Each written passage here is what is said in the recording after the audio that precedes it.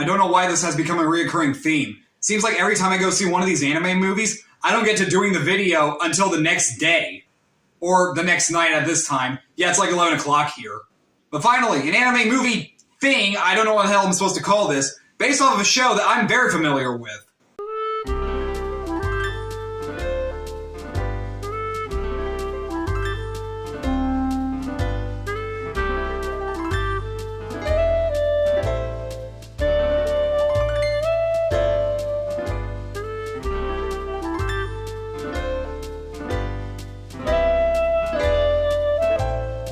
And you want to know how I remembered his name at the time? I just had this image in my head the whole time. What the hell is this? That is Rengoku.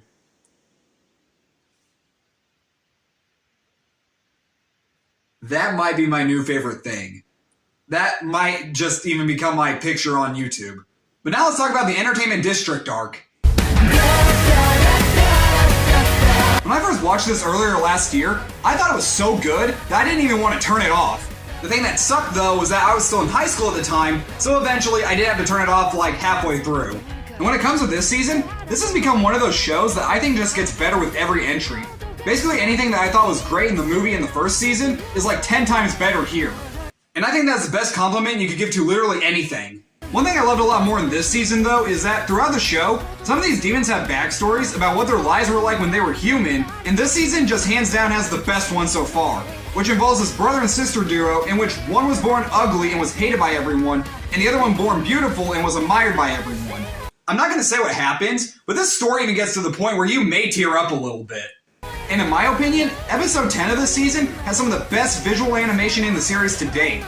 But now that I've praised this series, Friday night I went and watched Demon Slayer to the Swordsmith Village. Twice. Yeah, I did it first with this one. I decided to go watch both the dubbed and the subbed version. Dubbed first, subbed last. Kind of because I just wanted to compare the two to see if any of the dialogue was different, and also because I've seen the subbed and the dubbed version of the entire series. Well, minus the first season, so only the movie and the Entertainment District arc. And sure, I could have gone to see the Children of the Corn remake, but no. Just no. Yeah, put that on the back of the Blu-ray. I went and saw Demon Slayer to the Swordsmith Village twice in a row before I ever thought once of going to see Children of the Corn. And I still haven't seen Children of the Corn. And I don't plan on it. But I guess I already talked about half of this movie. I guess there's like one or two more things I could add to the Entertainment District arc episodes. Is that when Nezuko was giving Tanjiro a piggyback ride, since his legs were weak, it reminded me of when Beam did the same thing for Raju in RRR. Which, by the way, that movie was supposed to be getting a re-release this weekend, and it did not come to a single theater near me. Damn, I wanted to see that in theaters. Yeah, sure, it's on Netflix, but come on. Why wouldn't you want to see that in theaters? But anyway, did the first episode of the Swordsmith Village arc start off on a high note?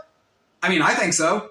It seems like the big selling point for this whole theatrical release is the meetup between all the upper ranked demons, and those parts alone are worth the price of admission. Mostly because of the amazing visuals and the cinematography. And if the new intro is indicating anything, I'm assuming this guy's gonna be the next big bad of this season. But that was only like half of the episode, and most of what I could get into without getting into spoilers. So what was the rest of the episode like? It's mostly just setup. Basically, all that happens is that Tanjiro has to go to the Swordsmith Village to get a new sword, and while he's up there, he meets up with one of the two Hashira that will be involved in the newest season, and that's about it. Oh wait, there is one part where Tanjiro is talking to one of these village people, and all the villagers have like these like masks on where like they're whistling, so kind of like the guy makes all of his swords. But there's this one guy in particular whose mouth part distractingly looked like a ball sack. I mean, look at this. I took a picture of this guy in the theater, and I drew a penis head. I'm funny. But you're probably curious to know, how did this all play out? Like, how did they show the episodes and stuff? Well, the movie first starts off with a recap of the entire series. The first season and Mugen Train are recapped with only clips, and the Entertainment District arc is recapped with both clips and dialogue, probably because you're going to be watching part of it. But every time an episode would end, it would still play the end credits from that episode and then go to the next. Which of course confused some people. At the end of the first episode in the subbed version, the guy next to me leaned over and was like, "Hey, was that it?" I think there was two things they should have done instead. First of all, they should have done what The Chosen had done. Now, long story short, I really haven't seen that show much, but what happened is they did a season 3 premiere in theaters, and as a lot of you may know, I go see a lot of movies, and mostly everyone I know knows that about me. So, everyone was telling me, "Hey man, you gotta go see The Chosen. Go see The Chosen. It's a new movie in theaters." And I'm like, No, it's not. It's the third season of a show I've never seen before. But I decided to give into all the peer pressure and go watch it. But I ended up only watching the first episode and 10 minutes of the second one. Why? Well, first of all, couldn't figure out really what the hell was going on. Sure, there was a recap at the beginning, but that did not help at all. And the other reason, personal opinion, it's boring as hell. And I know what somebody's probably thinking. Well, you probably didn't like it because you went into the series halfway through. Hello? I've seen a lot of movies based off shows that I've never seen before, and sometimes I enjoy those movies.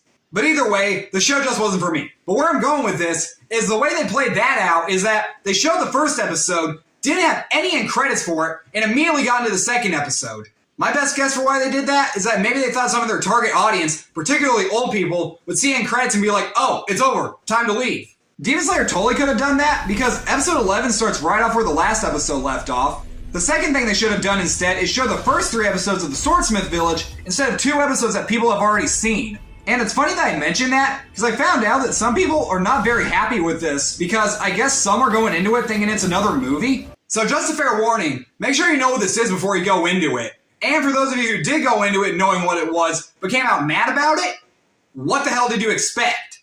There is one more thing I really want to talk about, but it does get into spoiler territory, so this is your one warning, okay? 5, 4, 3, 2, 1, let's jam. So in the newest episode, there's a part where one of the demons is revealed, and I guess he's like the highest ranked one, so like number 1. And when his face is revealed, he's got like 6 eyes and whatever, but everyone in my theater started gasping, and I'm just like, I don't get it. Is this like a bigger deal than I think it is? I don't know. If it doesn't get into spoiler territory, can somebody explain it down in the comments below? Keep in mind, I only watch the show, I don't read manga, I don't collect anime stuff besides some movies and shows, obviously, but no spoilers.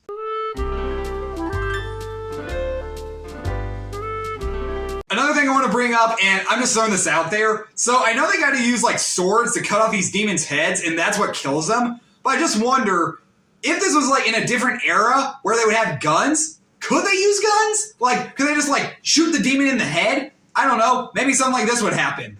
Aha! I'm Scary McFuckass, the head demon or whatever, and I'm here to make sure you motherfucker! I'm gonna shoot your ass!